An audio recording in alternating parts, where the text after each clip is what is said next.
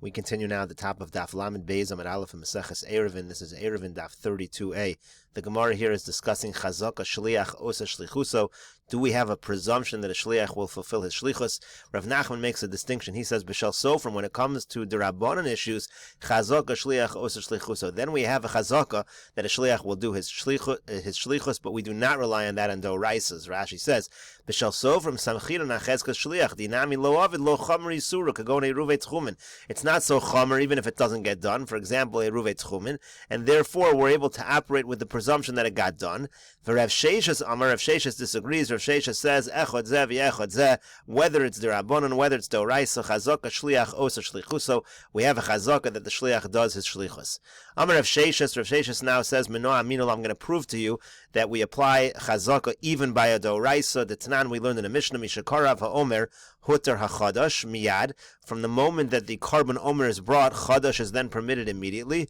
V'arechokim, but those who are far away from Yerushalayim, mutarim mechatzos hayom vo'elach. They're mutter to have Chadash from halfway through the day and onward. In other words, there's a presumption from Chatzos that the omer was brought properly. So the Gemara says, V'chadash do raisahu, the halacha of Chadash is do raisa, v'katani harechokim mutarim mechatzos hayom vo'elach. And it says those who are far away from Yerushalayim can work under the presumption that the carbon omer was brought properly. Apparently by Doraisa we apply the rule of Chazaka Shliach Osa Shlichuso. Lav Mishum Chazaka Shliach Osa Shlichuso. Is it not because of the rule that there's a Chazaka that a Shliach does a Shlichus? But Rav Nachman will respond, Hasam Kedekatani Taima. Over there's actually a reason given. Lefisha Yodin She'in Bezdin Misatzlinbo, because it's known that Bezdin is not lazy. You can't compare Bezdin to a regular Shliach. Rashi here says, Harechokim Yerushalayim She'in Yodim Imadayin Karav HaOmer. People far from Yerushalayim don't know whether the Omer was brought yet. Mutar Mechatzos Hayom. They're allowed to have what's called Chadash, what's now Yashin, because the carbon was already brought. They're allowed to have that from Chatzos. Alma Samchina Nakohanim Shein Shluchenu. What do you see? We rely on the Kohanim who are our Shluchim. V'yavdi Shlichusayim Mekarvile. We assume they did the Shlichus properly. So the Gemara says, Hasam Kedektani Taima V'abeidina Samchinon. We're allowed to rely on Bezdin, Avala Shliach Be'al Malo, but to rely on a regular Shliach, that would not be the case. V'ika Diamri, there's another version of this exact same proof, just backwards. Amar Rav Nachman says, Meno Amin Allah, where can I prove it? Dekatani Taimu Lefisha Yodin Shein Bezim Esatzlim. But what does it say over there in the Mishnah? It gives a reason. It says the only reason is because we know that Bezin is not lazy about it. That's why we rely that the carbon omer was brought. Bezin hu delo Mesatzlim bo. Let's make an inference. It's Bezin that's not lazy. Hashliach Mesatzil bo. But when it comes to a Shliach, we would assume that maybe the Shliach is lazy, and we would not have the Chazaka. For Rav Sheshas Amar Lach, and Rav Sheshas will respond in this version, a Bezdin ad palge diyoma, a Bezdin you can rely on even halfway through the day. Shliach kuliyoma. Shliach you'll have to wait the entire day. A Bezdin is going to be more zariz, and they're going to do it by chatzos already. By a regular Shliach, you cannot make that presumption.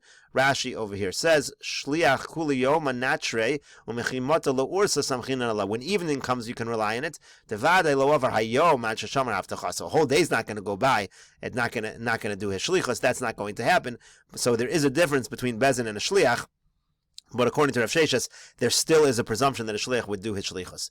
Amar Rav Sheshas, again, Rav Sheshas says, Meno Aminallah, where can I bring you a proof to my position? The Tanya, we learned in a Brisa, Ha'isha sheyesh aleh leida oziva, a woman gave birth, or she was tameh with tumas ziva, mevia mos, she brings money, even osenis b'shofar, she puts it in the shofar, a little container they had by the Beis HaMikdash, v'toveles v'ocheles, b'kodshim lo'erev, and she's allowed to immerse herself and eat kodshim in the evening, meaning she can rely on the presumption that the Kohanim in the Beis HaMikdash brought her carbon properly for her. She just leaves the money, and they use the money and they bring the carbon. My time, what's the reason? La mishum damrinon, chazaka shliach osa shlichus. So aren't we applying the chazaka that a shliach does his shlichus? For Rav Nachman, and again, Rav Nachman will respond, Hasam kid Rav Shammai, that follows Rav Shammai, Dam Rav Shammai, because Rav Shammai says, Chazaka in Bezin shel Kohanim omda misham, there's a Chazaka that the Kohanim will not leave at sheyichlu kol moshe b'shofar until they use up all the money in the shofar and they bring all the karbanos that they're responsible to bring. So just because that Chazaka exists, does not mean the same Chazaka would exist by every single Shliach. Rashi over here says Mos Demei Shtei Torim. That's the money of the 2 birds that she's going to bring as a carbon. V'nosenes b'shofar shekas of all of Kinin. There was a particular shofar that had the word Kinin on it. Shesham Nosen Mos Kinei Chova. That's where the obligatory Kinim money was put. Kedetanan b'shkolim Yud Gimel Shofaros. That's what it says in Shkolim. V'toveles. Then she immerses herself. Tetanan ha'onin v'amechusar kippurim tzrichin tevila lakodesh. They need to immerse themselves for kachim. V'yocheles b'kachim la'erev. She can eat the kachim in the evening. Alma chazaka kohanim osin shlichus and hoel va'adavar talei behen.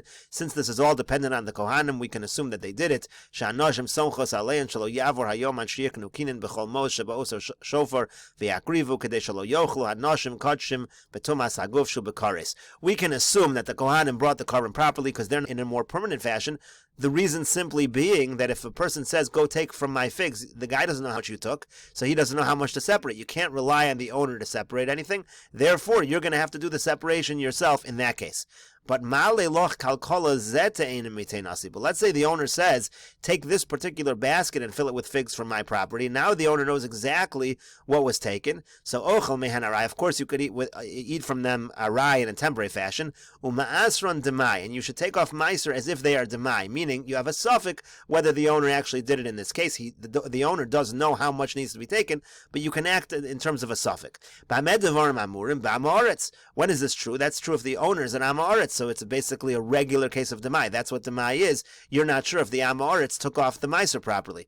Avol bechaver, but when it comes to a chaver, someone who's a Talmud Chacham, ochel ve'eno tzarech la'aser. The person who's taking the food can eat it. He doesn't need to take off any meiser from the figs. He can assume 100% a chaver took off meiser. Divrei Rebbe, that's the opinion of Rebbe. Rabbi Shimon ben Gamliel, Rav Shimon ben Gamliel says, "B'med devarim amurim ba'amaretz." This is true by an am haaretz that you need to take off demai. Avol bechaver eino ochel ad sheyaser. On the contrary, by a chaver you must take off meiser, and it's not just demai kind of meiser. You need to assume 100% that you need to take off meiser. Lefi shelo nechshedu chaverim litrom shalom in amukaf, because chaverim do not take off truma from food that is not nearby, from produce that is not nearby. They hold that you need to take off truma from within that pile of truma. So in any case, you see here a machlokus whether or not the chaver took off the truma. Amar Rebbe, and then Rebbe said, Nirin devarim midivrei Abba. My opinion seems more correct than my father's opinion. Rebbe's father was Rav Shimon Gamliel in this very discussion, in this very brisa. So Rebbe says, my opinion seems to be correct. Mutav sheyechshedu chaverim litrom shalom and amukaf, because it makes more sense that chaverim will take off truma not nearby. V'lo yachilu la'amei haaretz tvalim. They're not going to feed amei haaretz tevel. So in other words, they'd be willing to violate what they normally do. A chaver is willing to take off truma from produce that's not nearby in order to ensure that an am haaretz is not going to eat tevel. In any case, now Rav Sheshes analyzes this brisa. Adkan lo pligi ela demar savar nechshedu, umar savar lo nechshedu. What's the whole machlokus between Rebbe and Rav Shimon Gamliel? The machlokus is, are we concerned with this issue of whether the chaverim are worried about taking off from not nearby or not? But everyone seems to agree, both Rebbe and Rav Shimon ben Gamliel seem to agree, that a shliach would certainly do his shlichus. The question just is, in this particular case, there are other factors to consider why the person may or may not separate.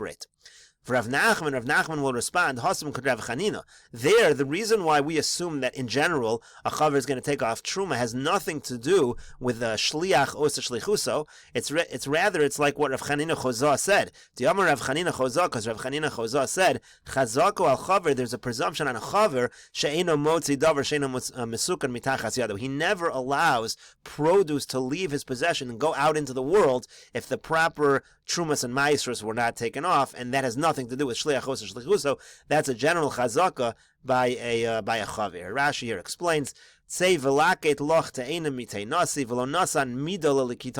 the first case of the brisa, he told him to take figs, but he didn't give him any particular amount of figs.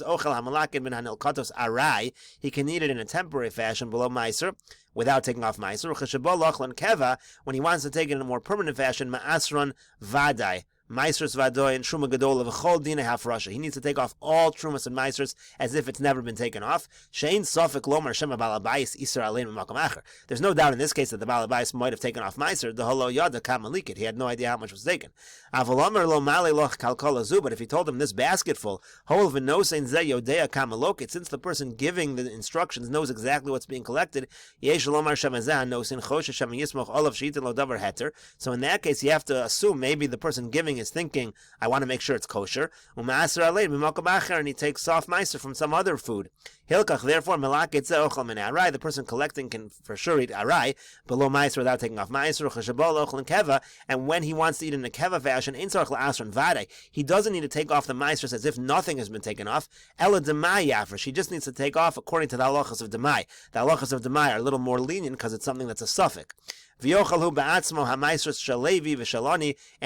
demai, the halacha is, for example, here's a leniency, he can separate the meiser that goes to the Levi, but eat it himself. He can separate the meiser that normally goes to the ani and eat it himself. That's the halacha. Anytime you buy pears from an amoritz, shemachzikon besafik musarin, you say it's a doubt whether meiser was taken.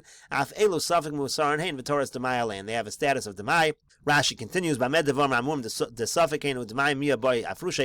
do we say there's a doubt and you have to take off demai? When the guy giving it is an amoritz, you don't have a chashash here of lifnei iver. Avo bechaver, meaning the amoritz is not concerned with lifnei iver. Avo bechaver, but by a person who's a Talmud chacham v'adai musarhin, there you can assume 100% they took off meiser. Vein sarach la'asr nafilo demai. You don't even need to take off demai because the chaver is concerned with lifnei iver. Amoritz not so concerned with lifnei iver. Reb Shimon ben Gamliel the sagi b'demai b'zman shanos an amoritz. Reb Shimon ben Gamliel says the opposite.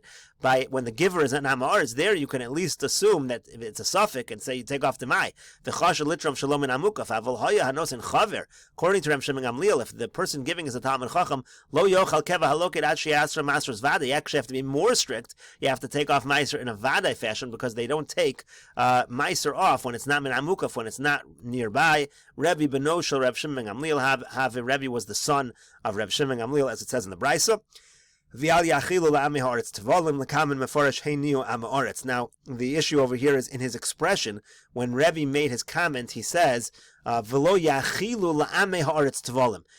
should know, Chaverim will take off from produce that's not nearby because they don't want to feed Amei Ha'aretz Tevel. That's a very strange line, because are we talking about an Am Ha'aretz here who's doing the eating? If it's an Am Ha'aretz doing the eating, we're telling the Am Ha'aretz to take off to Mai. The Am Ha'aretz doesn't really care that much, so what's going on?